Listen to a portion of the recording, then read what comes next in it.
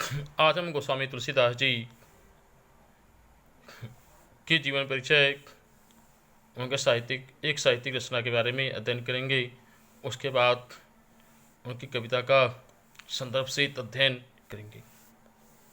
गोस्वामी तुलसीदास जी का जन्म संवत 1554 विक्रमी में राजापुर जिले के बादा नामक गांव में हुआ था।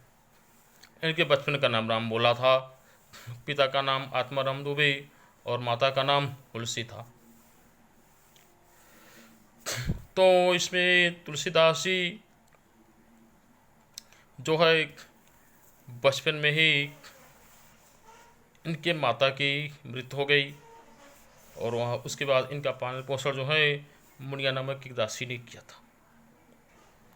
मुनिया की मृत्यु जाने के बाद अयोध्या के शेष सनातन काशी के प्रमुख विद्वान आचार्य शेष सनातन के पास रहकर इन्होंने जो है उपनिषद पुराण शास्त्र का अध्ययन किया।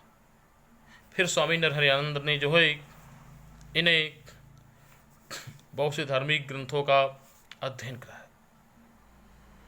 युवा होने पर तुलसीदास जी ने रत्नावली नामक एक रूपवती कन्या से अपना विवाह किया और जो है रत्नावली के प्रेम में इतना रत होने के कारण एक बार रत्नावली इनकी अनुपस्थिति में मैके चली गई, जिसको तुलसीदास जी जब घर आए तो उनको पता चला, बर्दाश्त न कर सके।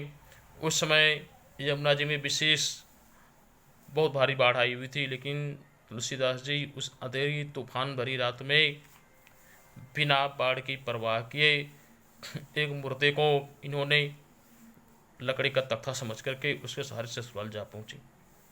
पत्नी द्वारा फटकारे जाने के बाद इनके ज्ञान चच खुल गए, इनके मन में बैर आ गया। इन्होंने घर परिवार को त्याग दिया और जो है काशी में रह करके शास्त्रों का अध्ययन किया, श्री राम की भक्ति में अपना समूचा जीवन लगा दिया। और वहीं पे इन्होंने जो है रामचरितमानस, गीतावली, कवितावली, दोहावली, जानकी मंगल, पार्वती मंगल, विनय पत्रिका, रामलला, नछू इत्यादि प्रसिद्ध ग्रंथों की रचना किया, जिसमें रामचरितमानस जो है तुलसीदास के यश में वृद्धि करने वाला जगत प्रसिद्ध महाकाव्य है, जो आज प्रत्येक हिंदू घर में बहुत ही आदर और सम्मान के साथ पूजा जाता है और पढ़ा जाता है। संवत 1680 ईस्वी में 80 घाट पर जो है इनका देहांत हो गया। इस तरह से जो है तुलसीदास जी ने अवधी भाषा में अपनी रचनाएं की। उपमा, रूपक और अतिशयोक्त अलंकार इनके प्रमुख अलंकार रहे हैं। और जो है रामचरितमानस की रचना के साथ अन्य ग्रंथों की रचना भी इन्होंने किया। गोस्वामी तुलसीदास राम भक्ति शाखा के प्रमुख कवि माने जाते हैं। यहाँ तक इनको राम भक्ति शाखा का प्रतिनिधि कवि कहा जाता है। तो आज हम इनके रचना का अध्ययन करेंगे। रामचरितमानस का जो है धनुष भंग का हम अध्ययन करेंगे। धनुष भंग में जो दिया गया है, इसमें जो है सीता के स्वयंवर में राजा जनक ने एक घोषणा किया कि जो भी जो है शिव जी के धनुष को उठा करके उस पर प्रत्यंचा या डोरी चढ़ा देगा, सीता का विवाह उससे किया जाएगा। राम लक्ष्मण गुरु विश्वामित्र के साथ जो है राजा जनक के बुलावे पर जनकपुरी में या मिथिला नगरी में आए और वहाँ आकर के वो धनुष यज्ञ देखने के लिए आए थे। लेकिन जब किसी भी राजा के द्वारा धनुष पर प्रशंसा की बात तो अलग है, उसको 10 से मस हिलाने तक भी क्षमता नहीं रहेगी। तो गुरु विश्वामित्र के आदेश पर प्रभु श्री राम ने धनुष को उठाया और धनुष पर प्रत्यंचा चढ़ाते धनुष टूट गया और राम के गले में सीता ने वरमाला डाली। राम और सीता का विवाह हो गया। यहाँ पे धनुष उठाने और उस समय